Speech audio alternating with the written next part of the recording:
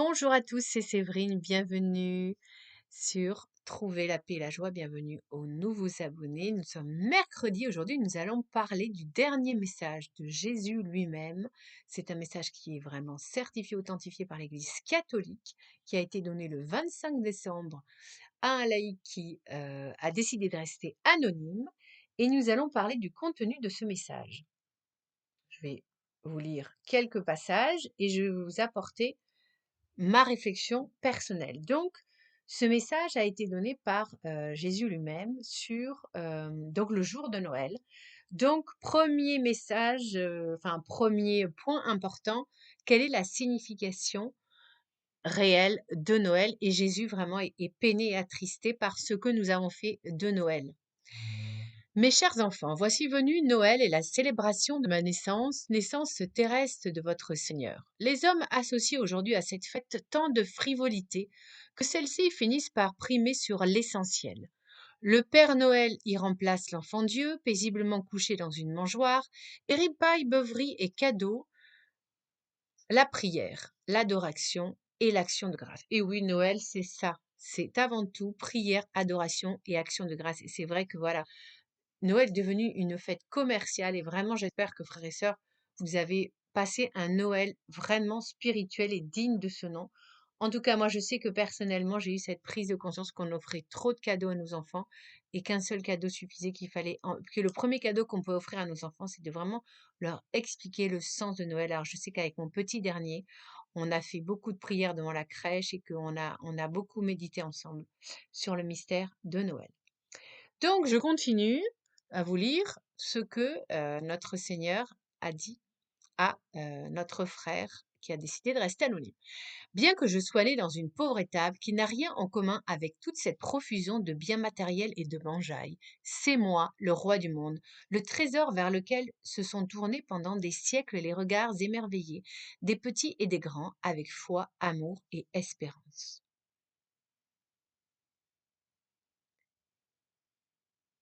Mais je suis devenu à présent en Occident le gêneur, le paria, celui que l'on veut faire oublier à tout prix, même celui que l'on cherche à abattre, comme au temps d'Hérode, ou que l'on défigure pour dénaturer d'autant mieux son enseignement. Certains d'ailleurs parmi les jeunes générations ne savent plus aujourd'hui que j'ai réellement existé et que Noël est l'anniversaire de ma naissance. Quelle tristesse! Et que d'indifférence, de sarcasme et de haine les athées ne me témoignent-ils pas en ces temps où l'apostasie gagne vos sociétés et où le diable se déchaîne jusqu'au sommet de mon Église? Alors je reprends, où l'apostasie gagne vos sociétés et où le diable se déchaîne jusqu'au sommet de mon Église. C'est pourquoi, mes chers enfants, il est de bonnes raisons pour que vous vous demandiez, lorsque le Fils de l'homme viendra, trouvera-t-il encore la foi sur terre? Luc 18, 8. Et vraiment, je pense qu'il faut que nous nous posions cette question fondamentale. Cette foi, mes petits, c'est moi qui la donne. Et si elle disparaît, c'est que les hommes ne me la demandent plus. Alors, vraiment, moi, cette phrase, ça me fait vraiment réfléchir. C'est-à-dire que donc, ça, cette foi, c'est moi qui la donne. Donc, avant, autrefois, il y avait des gens qui étaient qui recherchaient Dieu, qui se posaient la question. Mais c'est vrai qu'on a l'impression de nos jours qu'il y a tellement de biens matériels, tellement d'occupations, toutes plus addictives les unes que les autres, que l'être humain ne se pose même plus la question de savoir si Dieu existe. Alors, Jésus poursuit. C'est pourquoi j'exhorte ceux qui n'ont jamais cru en moi.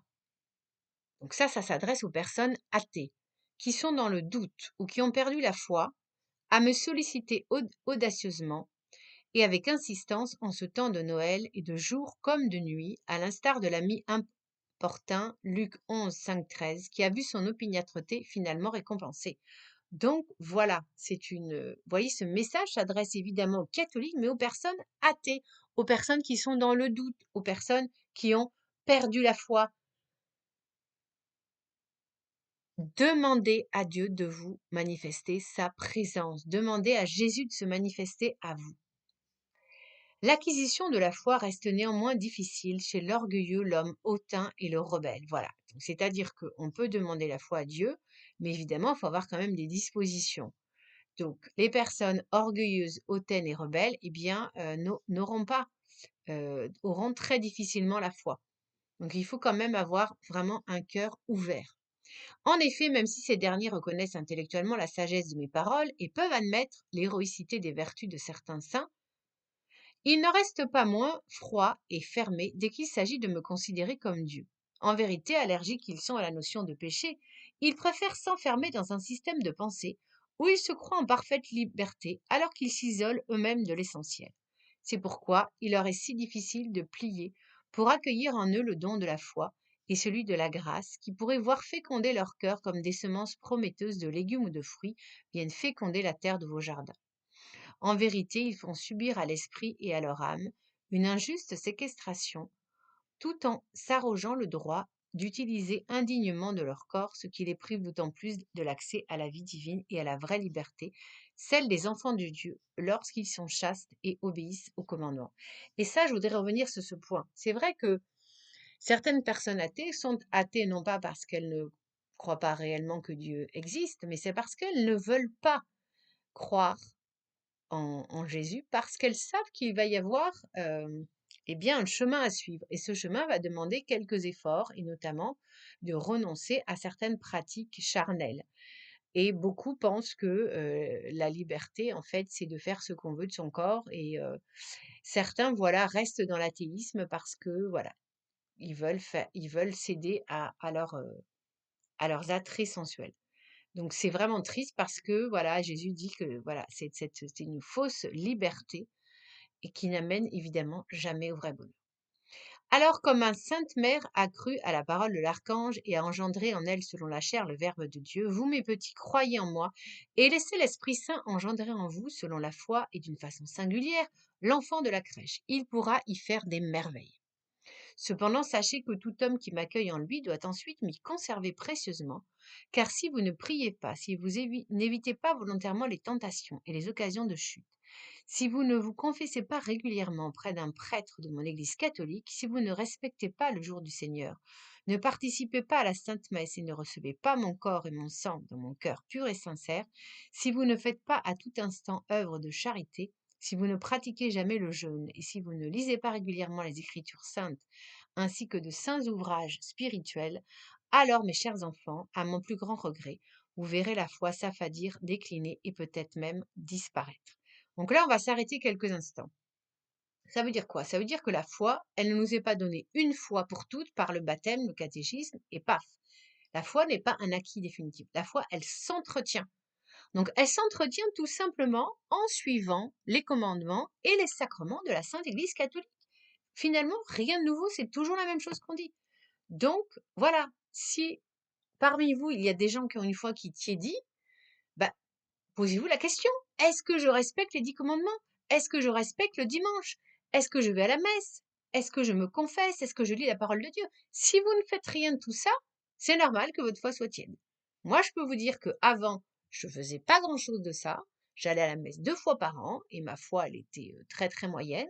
Et voilà, depuis que maintenant je me confesse régulièrement, que je manque pas une messe, plusieurs messes par semaine, je lis la parole de Dieu, voilà, je fréquente les sacrements, je peux vous dire que ma foi est devenue beaucoup plus forte. Donc vous savez ce qu'il vous reste à faire. C'est ce qui arrive à tout être humain lorsqu'il manque de vigilance, répugne à me faire passer en premier dans sa vie, ou décide de m'oublier pour vivre comme bon lui semble et sombrer dans l'intellectualisme, la débauche, l'occultisme, voire le satanisme, en entrant par exemple dans une société plus ou moins secrète, dans le but de s'assurer l'appui et l'assistance de ses membres, et parfois même les faveurs de mauvais. Là, évidemment, il s'agit, on pense tout de suite, aux francs-maçons.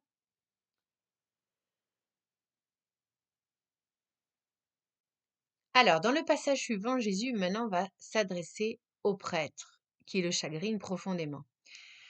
Nombre de mes prêtres se laissent eux aussi, pour leur plus grand malheur, happés par l'esprit du monde. Référence 1 Jean 2, 15, 17, 1 Corinthiens 2, 12, et vont jusqu'à me trahir, moi, mon enseignement et mon Église.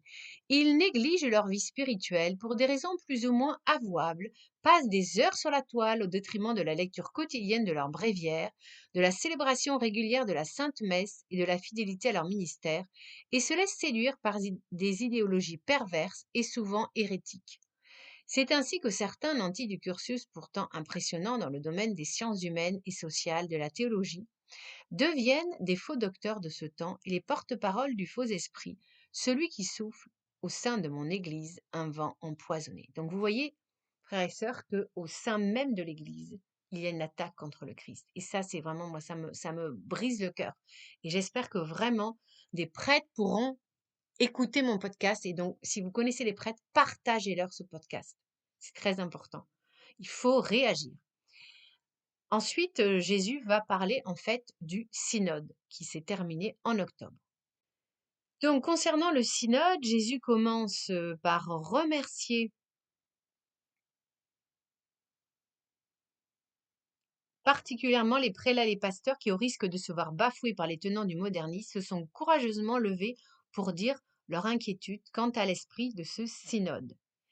Quelle est cette inquiétude? Nous sommes nombreux à être inquiets puisque, voilà, il y a un grand danger sur l'Église catholique puisque, à la lumière de la vérité, eh bien, le synode, certains participants au synode menacent de détruire l'unité de la foi catholique en voulant rompre avec la tradition, violer la loi morale et travestir la doctrine, contredire l'enseignement magistériel antérieur, tout cela dans le dessein diabolique de conformer mon Église à l'esprit du monde et à ses évolutions.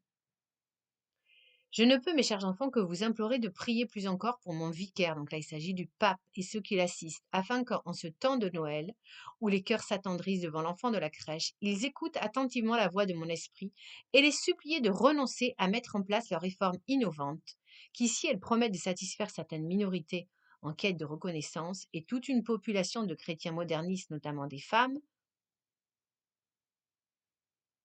n'en risquent pas moins d'engendrer au sein de cette même Église un immense désastre spirituel et à terme un schisme qui détruirait son unité. Ce serait là un contre-témoignage de l'Évangile dont le diable lui-même se réjouirait. Donc Jésus poursuit, que mon vicaire et ceux qui l'assistent se souviennent qu'ils se sont engagés devant moi lors de leur ordination à garder fidèlement ce trésor sans l'amputer d'un iota. C'est pourquoi je les supplie de conduire en ces temps la barque de Pierre avec prudence et aussi anticipation sans jamais céder aux redoutables appâts et aux appels des sirènes du modernisme et du sentimentalisme, de l'égalitarisme, du marxisme, du syncrétisme et même de l'hérésie. Sinon, c'est mon corps tout entier qui serait à nouveau défiguré et crucifié.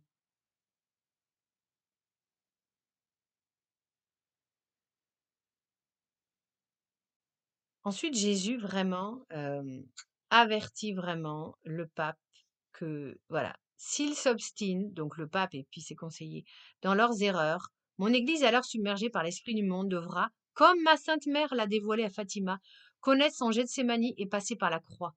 Quant à mes fils et mes filles les plus fidèles, les plus obéissants, les plus sincères, même s'ils ont à souffrir jusque dans leur chair, ils ne devront jamais perdre courage, car les portes de l'enfer ne prévaudront point contre elles, et je serai à leur côté avec ma bienheureuse maman et toute la cour céleste pour les soutenir et les assister de mon esprit de Paraclet. Donc, cependant, mes petits, par vos prières, vos sacrifices, vos aumônes, vos jeûnes, mais aussi par votre réforme intérieure et la sainteté de vos vies, vous pouvez encore contribuer à faire avancer pour un temps les choses dans le bon sens, comme ce fut le cas en Amérique, tout en sachant que si vous relâchez vos efforts, elles peuvent du jour au lendemain basculer de nouveau. Alors, donc, qu'est-ce qui se passe en Amérique? On voit qu'il y a une défense de la vie, avec de nombreux États qui ont interdit l'avortement. On voit qu'il y a un renouveau eucharistique, donc il se passe beaucoup de choses positives chez nos frères et sœurs américains. Et il faut que ça arrive en France aussi, il faut qu'on se mobilise. Que ce temps de Noël soit pour vous tous, mes petits, l'occasion de méditer sur la mission de mon Église, prier par l'intercession de ma Sainte Mère, de mon Père putatif le bienheureux Joseph et de tous les saints que vous aimez, pour que ceux qui en ont la charge gardent toujours fidèlement le dépôt de la foi et prêchent mon évangile contre vents et marées. Priez pour que l'apostasie cesse de progresser dans vos sociétés défigurées par l'athéisme et que l'Esprit Saint vienne éclairer vos gouvernements. Quant à vous qui lisez ces messages, restez toujours dans l'espérance. Je vous souhaite un joyeux Noël, mes chers enfants, et je vous bénis. Amen. Donc voilà le message du Christ. C'est un message à la fois qui est un message d'avertissement, mais aussi un message d'encouragement aux plus fidèles d'entre nous, une exhortation vraiment à prendre chacun ses responsabilités de chrétien. Voilà, donc j'espère que ce podcast vous aura inspiré. Je vous mettrai la référence complète du message du Christ. Vous pourrez lire par vous-même et méditer. Et puis voilà, il faut partager. Donc vous voyez que ce podcast concernait à la fois des personnes athées, des personnes qui doutaient, des personnes qui avaient perdu la foi, les prêtres, le pape lui-même, les cardinaux. Donc vous voyez, il y en a pour tout le monde. C'est un message qui s'adresse à tout le monde, sans exception, parce que le Christ aime tout le monde et il voudrait sauver tout le monde. Mais est-ce que tout le monde a envie d'être sauvé? Là est la question. Soyez bénis, frères et sœurs. On se retrouve vendredi pour prier le chapelet, la miséricorde divine. À bientôt.